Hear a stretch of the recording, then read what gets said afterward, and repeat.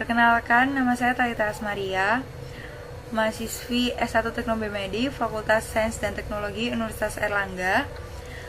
Pada video ini saya akan menjelaskan tentang resum perkuliahan pemodelan fisiologi sebagai syarat mengikuti ujian tengah semester kuliah pemodelan fisiologi. Pada pertemuan pertama kuliah pemodelan fisiologi, saya mendapatkan banyak pelajaran. Salah satunya saya belajar tentang arti kata visualisasi, simulasi, dan animasi. Visualisasi merupakan suatu bentuk pengungkapan suatu gagasan atau perasaan dengan menggunakan gambar, tulisan, kata, angka, peta, grafik, dan sebagainya. Sedangkan animasi merupakan suatu teknik untuk menjadikan gambar menjadi sesuatu yang lebih hidup oleh sang pembuat animasi.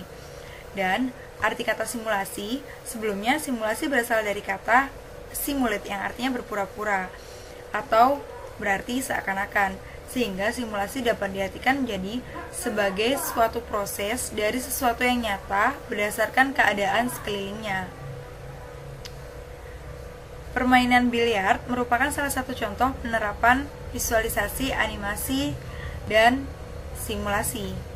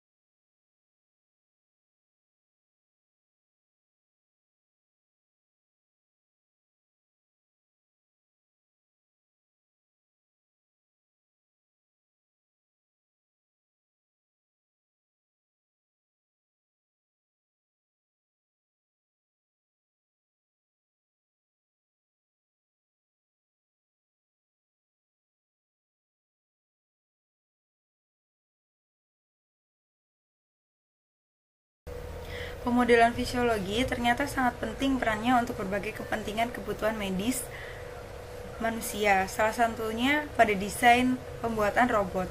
Robot merupakan suatu perangkat elektronik yang dapat digunakan untuk meningkatkan kualitas hidup manusia, yaitu dengan mempermudah bahkan menyelesaikan beberapa pekerjaan manusia. Dalam pembuatan robot yang bersifat penunjang fisiologi manusia ini, ternyata mempunyai banyak elemen faktor pembuat, contohnya dari segi mekanik, elektro, material, sensor, balutan seni, sebagai nilai tambah suatu karya cipta, yaitu robotika. Salah satunya adalah cookie baking robot. Robot ini dibuat oleh suatu perusahaan roti di Jepang untuk membantu para ibu rumah tangga dalam proses pembuatan kue. Sebenarnya masih banyak lagi robot-robot yang ada di dunia ini. Bahkan diramalkan beberapa tahun mendatang manusia dapat menikah dengan robot. Wow, it's fantastic.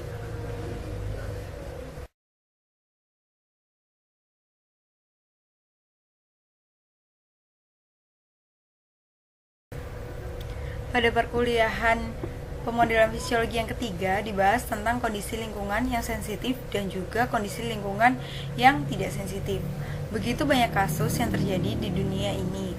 Beberapa ada yang mungkin mudah dipecahkan sehingga menentukan solusinya, dan ada juga yang sulit sehingga perlu bantuan simulasi atau program yang berfungsi untuk mensimulasi masalah. Contoh sederhana ya, misalnya dalam pelemparan dadu, kita tidak akan mungkin akan menemui jumlah dadu yang sama dalam sekian kali pelemparan. Mata dadu yang sama mata dadu yang sama jatuh di tempat yang sama dengan kecepatan jatuh yang sama, itu semua tidak akan mungkin terjadi karena di dalam pelemparan itu merupakan salah satu hal yang sensitif. Perangkat software yang bersifat artificial life pada komputer maupun perangkat sejenisnya dapat membantu kita menentukan atau memprediksi sesuatu hal yang bersifat sensitif ataupun bersifat tidak sensitif. Kondisi yang lebih rumit atau kondisi yang sensitif terhadap perubahan sekecil apapun dari lingkungan, seperti pada contoh awal masalah dadu, lalu masalah kelereng, pelemparan kelereng, dan sebagainya, akan dapat diselesaikan dengan menggunakan artificial life.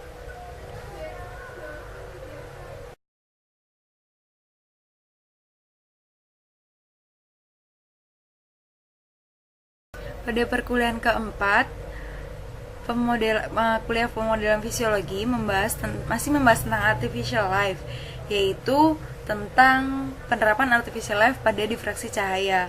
Difraksi cahaya merupakan suatu proses kelengkungan atau penghamburan berkas cahaya. Lalu, difraksi juga menghasilkan efek yang merupakan karakteristik dari fenomena gelombang, dapat berubah bunyi ataupun cahaya di mana gelombangnya dapat dibelokkan, di mana dalam ilmu fisika difraksi cahaya dikenali menggunakan rumus d sin theta sama dengan n kali lambda. Namun dalam pembahasan artificial life, rumus tersebut d sin theta sama dengan n kali lambda tidak berlaku karena hal ini dikarenakan jika menggunakan persamaan di atas, maka proses itu sama dengan simulasi dari sebuah proses difraksi. Jika menggunakan konsep artificial life, maka biarkan komputer berproses sehingga proses difraksi menggunakan persamaan gelombang menjadi Y sama dengan A sin omega T plus KX.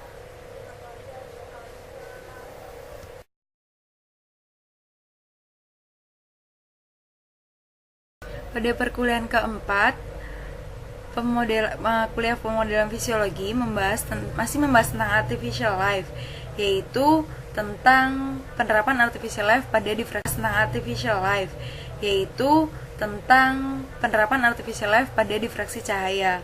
Difraksi cahaya merupakan suatu proses kelengkungan atau penghamburan berkas cahaya. Lalu, difraksi juga menghasilkan efek yang merupakan karakteristik dari fenomena gelombang, dapat berubah bunyi ataupun cahaya di mana gelombangnya dapat dibelokkan, di mana dalam ilmu fisika difraksi cahaya dikenali menggunakan rumus d sin theta sama dengan n kali lambda. Namun dalam pembahasan artificial life, rumus tersebut d sin theta sama dengan n kali lambda tidak berlaku karena hal ini dikarenakan jika menggunakan persamaan di atas, maka proses itu sama dengan simulasi dari sebuah proses difraksi.